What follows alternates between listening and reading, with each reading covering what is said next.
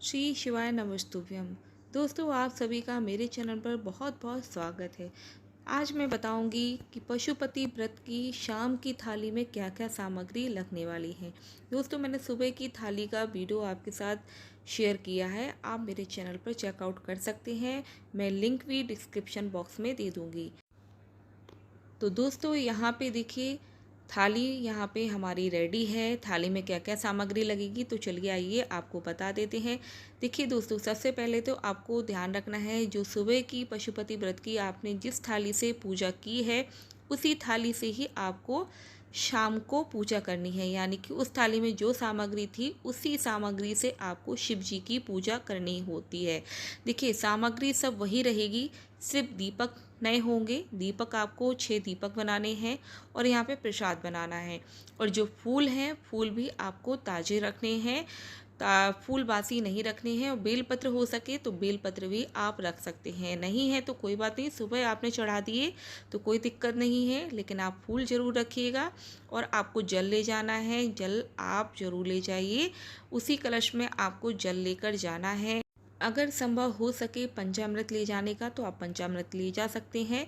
और दोस्तों, पंचामृत नहीं ले जाना चाहते, अगर आपने सुबह अर्पित कर दिया तो कोई बात नहीं, शाम को आप दूध अर्पित कर सकते हैं। गाय का दूध आप ले जा सकते हैं। लेकिन देखिए, दूध और जो पंचामृत होता है ना, वो स्टील के बर्तन में ही आप लेके जाइए।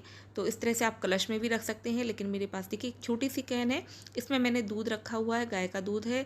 और इसमें मैं कैप लगा के इजीली थाली में रख लेती हूँ, ले जाने में मुझे असुविधा नहीं होती है। तो इस तरह से आप जो कि लोटे का कलश है उसका जो पानी है उसको ले जाने में अगर दिक्कत होती है तो दोस्तों, आप छोटी सी एक कैन ले लीजिए और फिर आप लोटा ले जाइए, कलश ले जाइए, उसमें कैन में से पानी डाल दीजिए कलश में, फिर आप शिव जी को अर्पित कर सकते हैं। इस तरह से क्या है, आपको मंदिर में सामग्री ले जाने में आसानी होगी। तो इस तरह से देखिए, कलश में जल ले जाना है, दूध ले जाना है।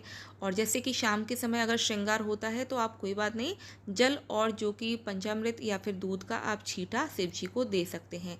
सारी सामग्री आपको चढ़ा देनी है। देखिए, सामग्री वही सब है, सिर्फ आपको कपूर रखना है, दीपक रखना है, 6 दीपक लगाने हैं घी के गोल बाती के।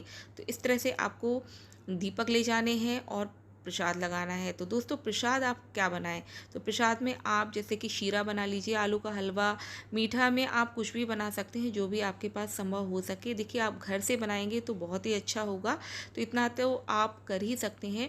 तो मैंने यहाँ पे सूजी का हलवा बनाया है।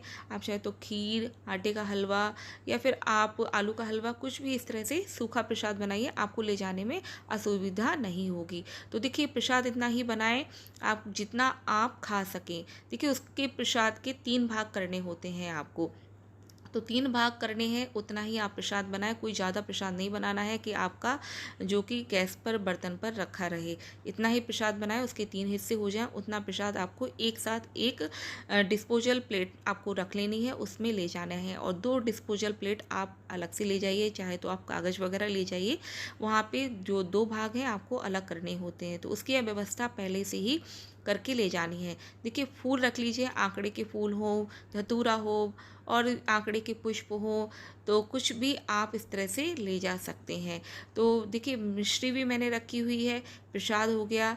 इस तरह से आपको सामग्री ले जानी है। शिव जी को जैसे सुबह आपने पूजा की, जल अर्पित किया, उसके बाद आपको पंचामृत का अभिषेक कराना है। पंचामृत या फिर आप दूध का अभिषेक करा सकते हैं। फिर जल अर्पित कीजिए, चंदन का तिलक कीजिए, अष्टगंध लगाइए, अक्षत चढ़ाइए। इस तरह से आपको अशोक सुंदरी के भाग जो स्थान है उस पर भी आपको हल्दी कुमकुम का तिलक करना है।